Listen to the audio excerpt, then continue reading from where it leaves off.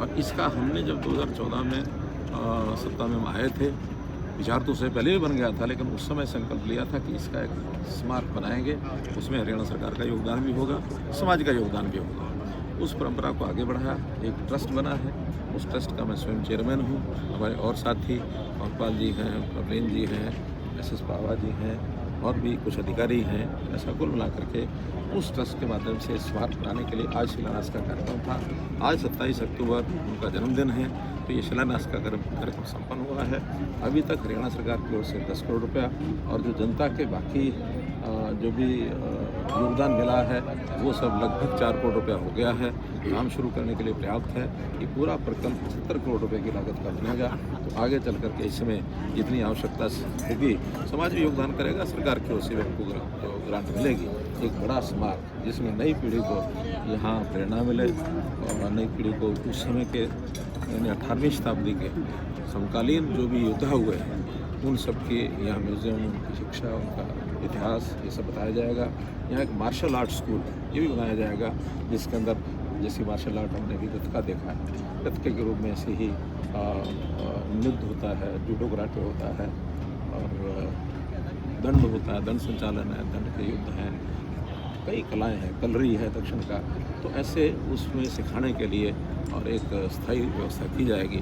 यात्रियों के लिए भी एक अतिथि गृह बनाया जाएगा। आगे जैसे जैसे सुझाव आएगा वैसे 20 एकड़ जमीन है, पर्याप्त बड़ा एक स्मारक का बनेगा। सर पहले काफ़ी स्पीड में काम था लेकिन बाद में पाइपलाइन में चले गया, तो क्या अब भी उसी स्पीड में चलेगा या स्पीड में काम? ऐसा नहीं है। अब चूँकि उसका ऐसे बड़े जो काम होते हैं उसकी जो पहले कल्पना करनी होती है, उसको कंसीव करना होता है कि कैसा प्रोजेक्ट होगा, डिज़ाइन क्या होगा, तो वो सारा काम पूरा हो चुका है। अब इसका टेंडर भी फ्लोट हो गया 3 दिन पहले, 14 तारीख को टेंडर खुल जाएगा और आज चूँकि शिलान्यास कर दिया इसका, तो स्वाभाविक रूप से 14 रूप के बाद जो भी कोई कंट्रैक्ट आएगा उस काम को शुरू कर देगा। इसमें कोई कठिनाई बाधा नहीं। सर आपने 2 तारीख को जिक्र किया 26 अक्टूबर के ऊपर एक बांध बनाने की योजना थी सर आपकी, 26 अक्टूबर 27 अक्टूबर इन 2 तारीखों का विश्लेषण करेंगे तो शायद उचित नहीं होगा।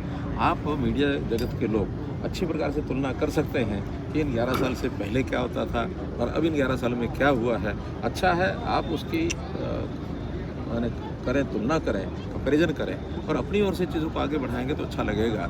मैं तो इतना ही कह सकता हूँ कि जनता बहुत अच्छे प्रकार से संतुष्ट है और जिस प्रकार के कार्यक्रम अब चल रहे हैं, पिछली सब योजनाएं भी चल रही हैं, नई योजनाएं भी हमारे मुख्यमंत्री खूब नए प्रकार से, नए ढंग से आगे बढ़ा रहे हैं।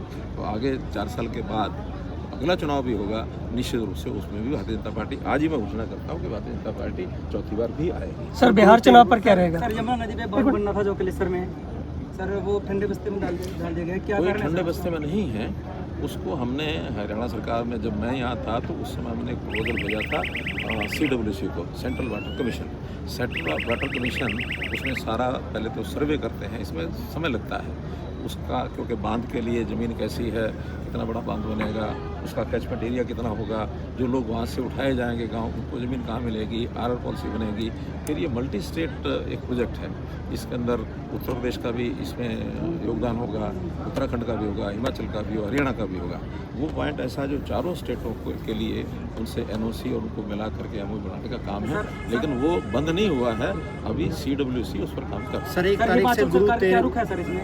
उत्तर प्रदेश में भी भाजपा की सरकार है, हरियाणा में भाजपा की सरकार है। ये तो जो फाइनल होगा इसमें कोई राजनीति नहीं होती है, इसमें तो परस्पर सबको लाभ क्या होगा उसके हिसाब से सब करते हैं। या कोई राजनीतिक प्रोजेक्ट कभी नहीं बनते। अगर राजनीतिक प्रोजेक्ट बनते तो आज तक सारे रुक जाते हैं। बहुत से ऐसे प्रोजेक्ट हैं जो अलग अलग प्रांतों में अलग अलग राज्यों की पार्टियों की सरकार होने के बाद भी चलते हैं। हमारा जो इकट्ठा मिल करके जो किसाऊ है, किसाऊ नहीं, लखवार है, वो पढ़ना शुरू हो गया है, रेणुका है वो पढ़ना शुरू हो गया है, उसमें भी सारे राज्य हैं, इसमें दिल्ली भी है, पानी का लाभ दिल्ली को भी मिलने वाला है। तो ये सारे जो प्रोजेक्ट होते हैं ना मल्टी स्टेट्स, इसमें सेंट्रल गवर्नमेंट का अपना एक रोल होता है, सबको बिठा के सबकी सहमति बनाई जाती है, कोई राजनीति नहीं होती है इसमें। सर बिहार चुनाव को लेकर क्या?